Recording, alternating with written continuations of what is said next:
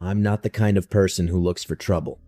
Me and 4 friends, Kevin, Maya, Derek, and Zoe, wanted cheap fun, a battered rental cabin on the far edge of a college lake, nowhere near the bars and not visible from town. We pictured a bonfire, some beers, awful pop playlists, and sleeping in until noon. It was supposed to be a dumb, harmless weekend. The drive up was already part of the vibe. We packed the truck, blasted an old road trip mixtape, and pulled off onto a narrow gravel drive that led through a belt of trees. The lake was still mostly frozen in patches, weird for spring, and the cabin sat 300 feet from the road with a long footpath and a dock that stuck out over the water. The place smelled like mildew and wood smoke.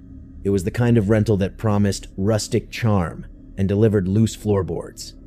We made a campfire by the dock, drank cheap beer, and dared each other into the cold water, which probably should have been our first clue. People who pick spring break weekends to come up here either have nothing to lose or know something we didn't. A group of locals drove past once, honking and shouting crude jokes. We ignored them and kept drinking. Around 11, after a couple of rounds of most likely to, Zoe noticed a pair of headlights wobbling down the far side of the lake road, slow enough that we could count the circle of the driver's headlight beam on the pline. The truck stopped at the little bridge 100 yards away, then idled. Someone was standing in the road with a flashlight, just a dot of white. We waved, and he waved back, then disappeared. We joked about how dramatic the whole situation felt and went back to the fire. At 1:30 a.m., the knocking started. It was soft at first, 3 quick raps on the cabin door, like somebody testing whether anyone was home. Kevin answered with a shout, and the door swung open. A man stood there in a gray parka, his hood up. He was older than us for sure, and had a limp. A thin, yellow scar tracked across one cheek. His voice was slurred, not necessarily drunk, but slow and flat. "You folks got a phone? Car's dead down the road." He sounded polite in a way that didn't fit the place. Maya, who always overcompensates for politeness, leaned toward him with the porch light in her face. "We don't have cell service. Where'd you come from?" He pointed toward the road, at a bend where the guardrail was missing. "Fell through a drift, been tramping back. I thought I'd check if anyone could call the sheriff. Don't want to be out here alone." We debated it for maybe 30 seconds. We were young, off-duty, and tired, so we invited him inside like idiots. One of the worst parts of fear is how quickly you rationalize the dangerous thing that's standing in front of you. Derek had the bright idea to hand him a blanket and a bottle of water. He sat near the fire, hands folded like a guest, said thanks in a way that made us all relax. He talked too much, about small things, the ice on the lake, the guy who ran the bait shop, the new development down the shore, but he kept drifting toward other details, like a live wire. "You kids from the college?" "No." "You plan on leaving early?" "Not really. Good. Be careful on that road. People don't like visitors coming up." He smiled at those lines like he expected us to understand a joke.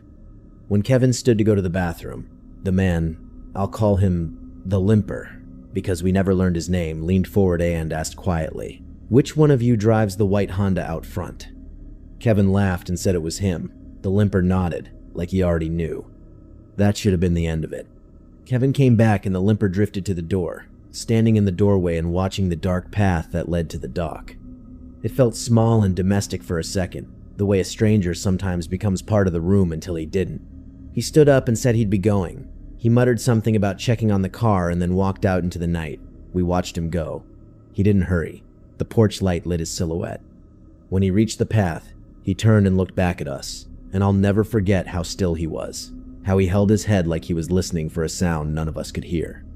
Then he disappeared into the trees. We sat there, all of us suddenly aware of the wind in our own breaths. Zoe said we should lock the doors. Derek, who was clever sometimes, said to at least take the keys with us if we were going to sleep. Kevin, in the way he always was, made a joke and left, saying he'd check the Honda. We heard the truck door close and the crunch of gravel as he walked to the road. He was gone longer than he should have been. Maybe 2 minutes, maybe 4. Enough time for a knot to form in my throat. Kevin's headlights came barreling back toward the cabin like a starting gun. He slammed the truck into the drive and jumped out, face white. "Somebody's been sitting on my car," he said. Like, sitting. The hood was warm. I saw footprints, bare footprints. And there were cigarette butts a bunch, and this. He held up a bent matchbook, pressed with mud, the kind you get at a bar. Did you see him? Maya asked. No, Kevin shook his head. But out by the dock near the water, it looked like someone was crouched. I swear I saw a jacket hang from the railing like someone was hiding. We locked the doors. We took turns watching windows. Hours crawled by. Nothing happened. I should have slept. I didn't. When the sun finally came up, the world looked safe again. Quiet, thin slashes of gold through the trees, birds treating the shoreline like someone else's noise. We laughed nervously and tried to turn the night into something smaller, a weird story we could retell at bars. We packed slowly, packing defensively, like people who'd been taught to leave with one shoe on. As we backed up onto the gravel road, the truck in front of us hitched and stopped, blocking the entire way. A white van idled in the road, driver window down. The man with the limp was behind the wheel. He smiled, but it was the wrong kind of smile. We all sat there, a line of college kids, 4 in a row. He walked up to our truck and tapped the passenger window like he owned the road. Derek threw the truck into reverse and tried to get around him. The limper moved faster than he should have and stepped in front of the grill. "You shouldn't have called the sheriff," he said. He didn't shout. It was the softest sort of threat. We left 4 seconds later when Kevin floored it and took a hard right into the shoulder. He screamed as we passed the van. It didn't chase us. It didn't need to. We were screaming ourselves. When we finally stopped at the diner in town and all 5 of us laughed like we hadn't slept in 40 hours, the waitress gave us coffee and eyed us like we were kids who'd done something reckless. Kevin told the woman at the register about the cigarette butts and the footprints. She went pale as the coffee steam curled. "You kids were lucky," she said, voice low. "He's been doing that for a while. Not violent, they say, but he likes to watch. Leaves little presents. Be glad you got out." We tried to be casual about it. We should have called the sheriff from the diner. We didn't. We wanted to get home. That was the last night I spent at that lake. I thought maybe it was a local eccentric with too much time and too little company. I thought maybe we were idiots for letting a stranger in. I still think those are true. The truth is always in the small mistakes. A week later, my girlfriend sent me a screenshot of a picture Kevin had taken the night before we left. It was of our group huddled around the fire, moonlight on our faces. In the dark, above the tree line, just a pale smudge, almost nothing, there was a pair of eyes reflecting light. Close inspection showed a shape crouched on the path, phone out, taking pictures of us while we laughed and drank and dared each other into the cold. The worst part isn't that someone watched us. The worst part is how ordinary it was. A man who liked to sit in the dark and watch people, who left cigarette butts as a calling card, who knew the way the gravel sounded underfoot and used it like punctuation. It's easy to write that off as a weird guy. It's harder to sleep knowing someone looked at you long enough to study your profile in the firelight. Spring break is for stories. This one taught me to lock the doors, take my keys, and never ever invite strangers inside because they look cold. We all came away with the same little scar, a memory of a man who sat in the dark and watched, patient as decay, smiling politely like he'd been invited. I still get nervous whenever I'm by water at night. I still check the path twice. And sometimes, when the wind is right, I swear I can hear the soft scrape of a cigarette being stubbed out on gravel.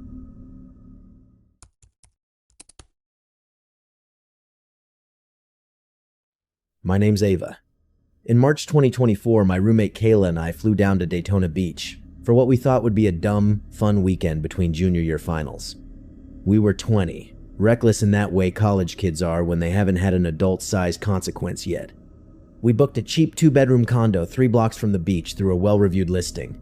It looked fine in the photos, neon signs, a tiny balcony, a coded entry system for the front door. We got in Friday afternoon, set our bags down, and walked to the boardwalk. Friday was the usual. Sunburns, cheap beer, drunks doing things that would be hilarious later. At sunset, a group near the bonfire asked if we wanted to join. 2 guys stood out, one introduced himself as Marcus, the other as Eli. Marcus was loud. The kind of guy who clapped his hand on your shoulder and told a story like he was on stage. Eli was quieter, always scanning the crowd with these half smiles, like he was cataloging people. They weren't sketchy. They were exactly the kind of approachable college bros that make spring break feel cinematic. They convinced us to go to a bar on the Strip. Kayla and I shrugged and followed because that's what you do in movies. We drank, danced, the usual. At some point, I remember Marcus buying a round. Eli stood close to my drink and laughed at something, Kayla said. I liked Eli's shy angle. He asked for my number. Stupidly, I gave it. I thought it would be a harmless fling, nothing heavier than a Friday night text. Around midnight, we all left the bar and split. Kayla and I walked back to the condo. The guys said they were staying out. A half hour later, I got a text from Eli. We're coming by to crash for a bit if that's cool. Kayla said yes. We thought hanging out in the condo for shots would be fine. I didn't think to be protective. In my head, 2 guys from the beach weren't a threat. They arrived around 1 a.m. with a backpack and a couple of cheap 40s. They were friendly and casual, and we sat on the living room carpet passing drinks and telling embarrassing stories. I remember the ceiling fan humming, Kayla on the couch scrolling through TikTok, Eli sitting cross-legged on the floor laughing. After a while, Marcus suggested we walk to a 2-4-hour convenience store for more ice. Kayla went with him, and I stayed behind to pee. When I came back downstairs from the bathroom, Eli was at the kitchen counter with my phone in front of him. At first, I thought he was just checking something for me, but my stomach dropped because the screen was on my messages, and there was a text open to Kayla's number that read, "Open the back door. Hurry." My first thought was that Kayla was pranking me. My second was that something was wrong. I asked, "Did you just text Kay?" Eli looked up, startled, and said he was trying to be funny, said he'd send a goofy meme. He handed the phone back. I felt a thin thread of unease, but shrugged. A few minutes later, my phone buzzed. Another message from Kayla's number. "It's Eli. Door. Now." The way it was written made no sense. I'd seen Marcus and Kayla walk out together. I tried calling Kayla, no answer. I told Eli I was going to the back door to see what she wanted, and he followed, saying he'd check the balcony because he heard noises. He walked faster than I expected. When I reached the small fenced backyard, it was dark. The condo's motion light flickered. I dialed Kayla again. This time, the Kayla number sent another text. "Don't call. Please open." My throat tightened. I shouted her name. No answer. Then I heard the lock on the back gate click. Someone was hitting the door code on the sliding glass. I rushed inside and peered through the little slat that let you see the keypad. Through it, I saw a shadow move, not Kayla, not Marcus. A man I hadn't met before crouched near the gate, pressing buttons. He had a hoodie up. My heart pounded. I tapped 911 with trembling fingers. Behind me, the living room light clicked on, and Eli appeared, doing that half smile again. He swore he hadn't seen the guy outside, that he was going to check. He grabbed my phone and tried to take it. "You already called?" he said, too calm. I pulled away, louder this time. I called. "Police are on the way." He laughed softly and said, "Okay, chill. Kayla must be messing with you." I couldn't get anyone to answer me on the landline. The 911 dispatcher asked for our address and said the unit would be nearby. At that moment, the gate rattled and someone started kicking the door. I told the dispatcher that someone was trying to get in, and they said to stay on the line. Eli walked to the sliding door and said, "It's no big deal," then tried to slide it open. I shoved my shoulder into the glass as hard as I could, and the door held. He tried again, angrier, and at that point I realized he was part of it. Seconds later, footsteps downstairs, not from outside, but from the stairwell that connects the building's units. Someone had come up from the common area into the stairwell and was now leaning over the landing, looking down at our patio. I could see a figure there, hoodie, shading their face. The dispatcher said they had units 2 blocks away. The pounding intensified. Someone was using a tire iron to hit the patio furniture, shattering plastic. Kayla's name flashed on my screen again. "Please open. He's at the door." It read like a plea, but I knew it wasn't her. A squad car screamed down the street maybe 3 minutes later, the longest 3 minutes of my life. 2 officers banged on the door and yelled for whoever was outside to back off. The men in hoodies bolted. The officers rushed in. They found Kayla 2 blocks away, barefoot and crying on a bench, with a guy I didn't know sitting beside her, acting like he was helping. He insisted Kayla had been confused, and that he'd guided her back after she said she was lost. Kayla's phone was cracked and dead in his backpack. She had no memory of the hours between the bar and the bench. She vaguely remembered leaving with people and then nothing. We filed a report. The officers said our story fit a pattern they'd seen. Opportunists working in pairs who would meet groups at bars, then manipulate situations to isolate someone, steal phones, and use them to impersonate friends and lure people away from safety. They took our statements, got the condo's entry logs. Someone had used a key fob twice around 1:30, 1:45 a.m. and said they'd check the street cameras. It felt like a cold procedural that would either lead somewhere or stop. For us, the immediate thing was the tiny, sickening awareness that the people we'd laughed with were likely part of a plan. After that night, Kayla and I packed and stayed with a friend who lived an hour inland. We canceled the remainder of our trip. Spring break became a blur of phone calls, changing passwords, and police follow-ups that never seemed urgent. A month later, the detective called. They matched one of the stolen phones to a pawn shop sale and tracked a name. The person was in custody for unrelated charges, but they never found the ringleader. The case stalled. It's been 2 years. I stopped using the beach as something that's just for fun. I check the keypad when I get home. I installed location sharing with Kayla and never again answered a door without a face in front of it. I learned not to assume kindness equals safety, that a smile can be rehearsed, and that spring break stories aren't all funny bar anecdotes. Some of them are close calls we don't realize until later. So if you're watching this for spring break horror stories, here's the one I learned the hard way. Trust your gut, lock the door behind you, and don't let someone's charm be your blind spot. If a friend's texts don't sound like them, call their number, not the message thread. It might be the difference between a bad night and something worse.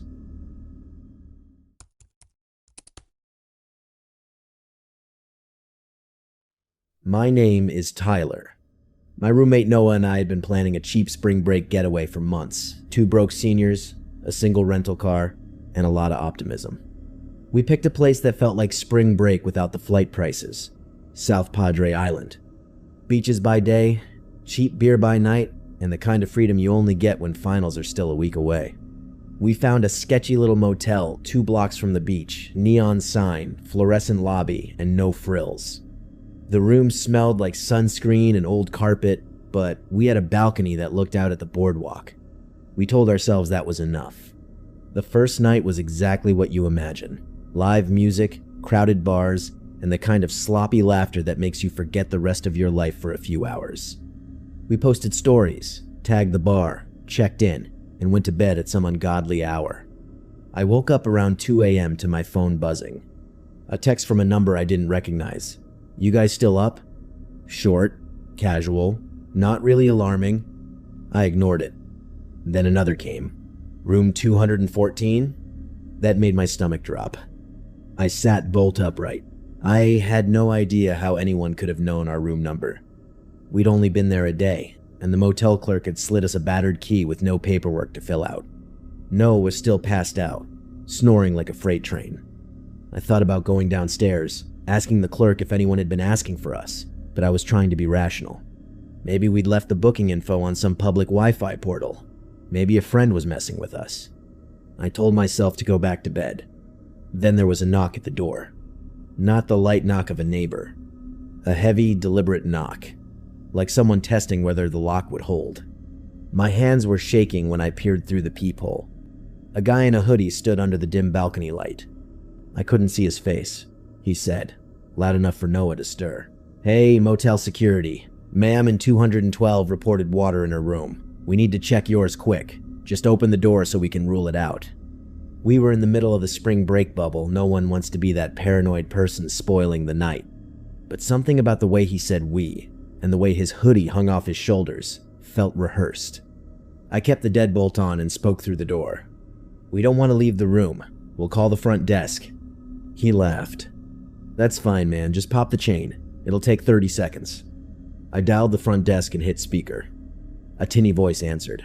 "Motel 5. How can I help?" I asked if anyone from security was going around rooms. The clerk said no, and then the voice shook. He told me someone had just checked out in a hurry and that he'd call the police if there was anything wrong. The man at the door heard it, said something under his breath, and left. The knock stopped. I sat back against the door and realized I was shaking. I wanted to go after him. I wanted to run out and grab him. But the rational part of my brain told me that without Noah awake, or without any backup, stepping into a parking lot at 2 a.m. to confront a stranger was a bad idea. I called the non-emergency number and left a message describing the guy and the license plate I saw as he crossed the lot. The operator told me to call 911 if he came back. We assumed it was over. We tried to laugh it off. I kept replaying the text in my head. Room number, how did he know? We hadn't posted the room number anywhere. Except, at the bar, earlier that night, I'd posted a story with a quick clip of the balcony, and, in the caption, joked, "Late night view from 214. I'd meant it as a dumb, throwaway line.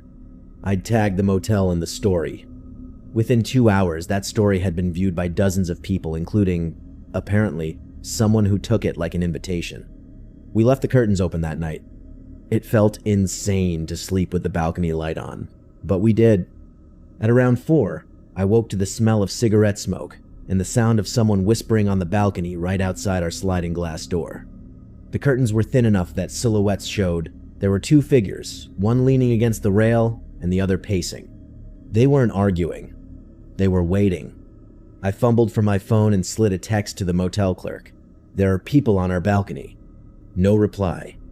I typed 911 again, this time with my voice barely audible, whispering the balcony description and the license plate.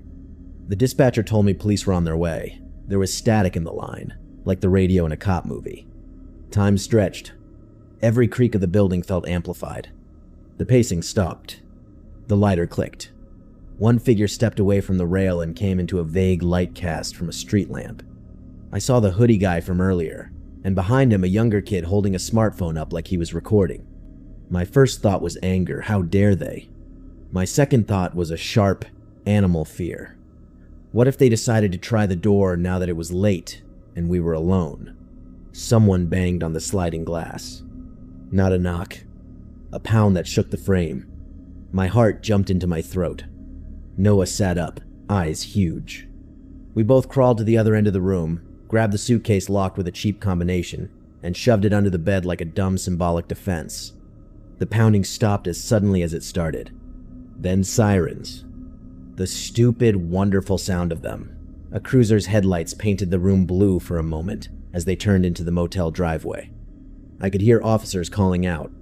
Flashlight beams moved across the lot. The 2 silhouettes bolted. Someone tried to sprint down the stairs.